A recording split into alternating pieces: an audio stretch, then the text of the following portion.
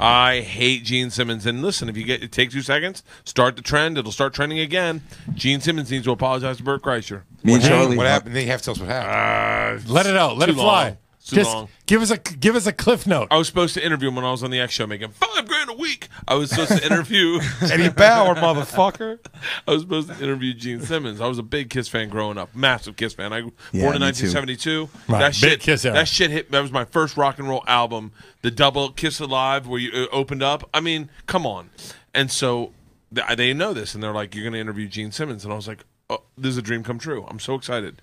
So I stay up all night thinking questions that will be original, be fun. I get to work at 6 in the morning. Gene Simmons comes in at 6:30. I go to his room to do a pre-interview, and I knock on the door, and he opens it, and he's staring at me, and I said, "Hi, Mr. Simmons. My name is Bert Kreischer. First of all, I have to tell you I'm a huge Kiss fan." When I started, and he just went like this with his finger. No way. And shut the door. And I went, really? Did he not do an interview? Hold on. It gets worse. Oh, I can't wait. I've heard this story. I've heard you tell this story online or something, man. Yeah, this is hilarious. Hashtag fuck Gene Simmons. Yeah. So I say it's early. It's early. Don't worry. You know what? I'll get him in hair and makeup when he's had a chance to have his coffee. Awesome. So I go sit down in hair and makeup. You afford him that. He's just being a little bitch. He hasn't had his coffee yet. I'm the host of the show, but it's early. I get it. You're a rock star. I go sit down in hair and makeup. He's getting hair and makeup done. I said, "Mr. Simmons, my name is Bert.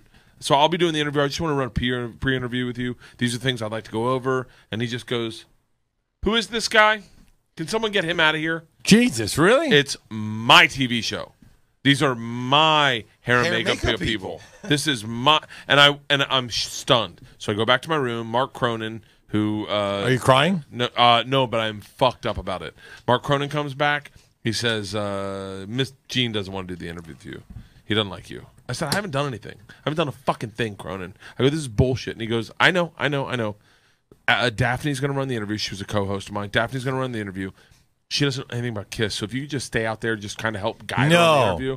And I go, he goes, he'd feel more comfortable with a woman running it. So I go, fine. Jesus Christ. So me and Daphne go out. We sit on the couch. Gene Simmons comes out, start the interview. And it's actually really great. It's really great. It's a back and forth. The three of us kind of going around. And it's really a fun interview. Now, this is FX Channel's flagship show when you first started. What was the show? What was it called? The X Show. It's called The X Show. And by the way, we have a whole portion of the room set up with a Kiss coffin, a Kiss race car, where all his hawking bullshit memorabilia that this fucking cunt wants to sell to make money because it's not enough money for him. This fucking imbecile. So the interview gets done. We're doing 2 parts. The next part will be moving over to the memorabilia.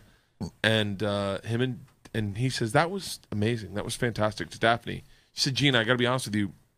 I couldn't have done it without Bert. Bert," and I'm sitting right next to Daphne. He goes, "Bert is a diehard Kiss fan. He like listened to you growing up." And he's like, "Are you serious?" And she goes, "Yeah.